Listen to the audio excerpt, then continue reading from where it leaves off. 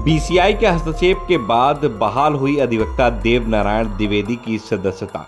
Uttar Pradesh bar council ने अधिवक्ता देवनारायण द्विवेदी पर कार्रवाई करते हुए उन्हें वकालत करने से रोक दिया था। इसके खिलाफ उन्होंने बार काउंसिल ऑफ इंडिया यानी कि बीसीआई में अपील दायर की थी, जिस पर सुनवाई करते हुए बीसीआई ने पिछले महीने की 20 तारीख को राज्य बार काउंसिल के आदेश पर रोक लगा दी थी। साथ ही संबंधित पक्षों को नोटिस जारी किया था। बीसीआई ने अपने नोटिस में जिन बातों का उल्लेख किया, उसके आधार पर उत्तर प्रदेश बार काउंसिल ने अधिवक्ता देवनारायण द्विवेदी की वकालत करने के अधिकार को बहाल कर दिया है। Kanpur bureau report. Dwivedi advocate, civil court Kanpur नगर।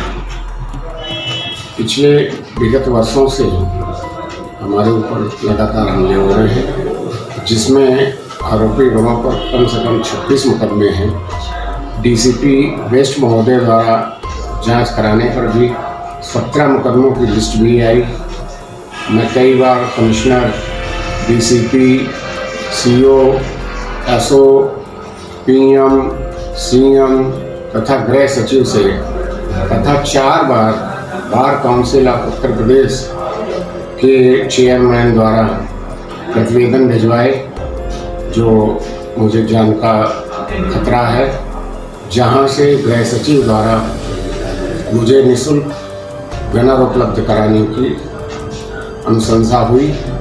इसके बावजूद भी मेरे द्वारा कम से कम आधा दर्जन बार कानपुर कमिश्नर द्वारा आवेदन दिए गए, लेकिन वो सभी आवेदन डीसीपी के बाद में सीधे थाना स्तर पर पहुंचते रहे, जहां से थाना प्रभारी स्वयं ने कार्रवाई कर सिपाहियों से चंद लालच में उस आरोपी शराब माफिया के विरुद्ध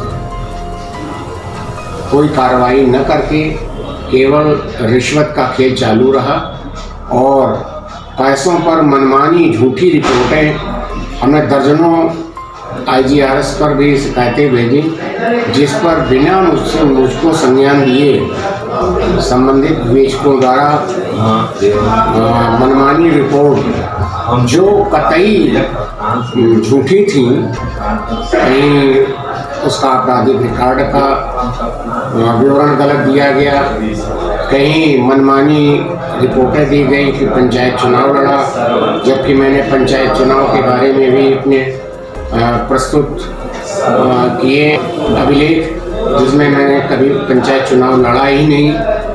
और ये झूठ आवेदन उपनिरीक्षकों द्वारा भेजे गए। अभी हाल में ही रावतपुर थाना अंतर्गत एक जांच कमिश्नर महोदय की गई थी, जिसमें उपनिरीक्षक आनंद पांडे द्वारा ये आरोप लगाया गया कि उपरोक्त के संबंध में 17 मुकदमे आरोपी गण पर हैं, और इसके बावजूद मेरे बारे में कहा गया कि मैं आरोपी का वकील रहा हूँ, जबकि सत्यता ये है कि कभी मैं उसका एक भी वकालतनामा में मेरा साइन नहीं है। अच्छा। और ना ही मैंने कभी उस आरोपी की पैरवी की, क्योंकि आरोपी नकली शराब माफिया है और भूमाफिया है। तमाम शिकायतों के बावजूद उसका काम केवल भूमाफिया का ही है। तहसीलों में और थाना स्तर पर उसकी इतनी प्रबल सेटिंग है कि मुकदमे दर्ज नहीं होते हैं, दर्ज होते हैं तो उसमें मनमानी एफआईआर लगाई जाती हैं। और तो और आज चाहे जितने सबूत साक्ष्य प्रस्तुत करने पर भी संबंधित विवेचकों द्वारा उन साक्ष्यों को कूड़े के ढेर में भेज करके अपनी मनमानी अनुसार रिश्वत लेकर के मनमानी रिपोर्ट प्रेषित की जाती है, और अधिकारी भी उन आरोपों को संज्ञान न लेकर के भेजी गई रिपोर्टों पर ही अपने केवल आंख मूंद हस्ताक्षर करते हैं, जिससे मुझे कहीं से न्याय नहीं मिल रहा है। माननीय प्रधानमंत्री महोदय के यहाँ से 2-3 बार भी जांच के लिए आ चुकी। माननीय मुख्यमंत्री उत्तर प्रदेश जो के उप सचिव अरविंद सिंह द्वारा तथा एमकेएस सिंह चौहान के द्वारा 2 बार गृह विभाग से भी जांच आई और आज दिन तक कोई उस पर कार्रवाई नहीं की गई। इनका आरोपियों का आतंक इतना बड़ा है कि कम से कम 5-7 बार मुझे भरी कोर्ट में अपने दबंग साथियों के साथ में मारपीट कर चुके हैं।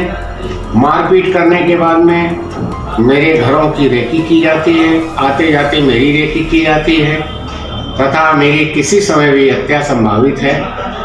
लेकिन सब जगह शिकायत करने पर भी मेरी कहीं सुनवाई नहीं हो रही है और मेरी किसी समय भी हत्या हो सकती है।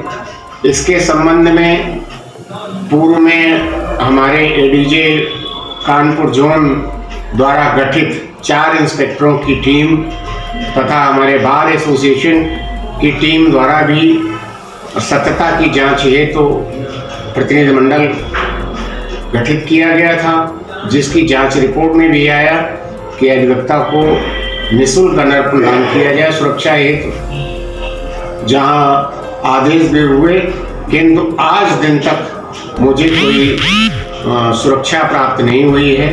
मेरी किसी समय भी हत्या हो सकती है। जाने अनजाने में ये लोग मेरी हत्या एवं संपत्ति हड़पने पर उतारू हैं। मेरा नम्र निवेदन है संबंधित चैनल द्वारा कि मैं आभार व्यक्त करूंगा इस चैनल का, यदि मेरी खबर को उच्च अधिकारियों तक संज्ञान में पहुंचाया जाए। धन्यवाद।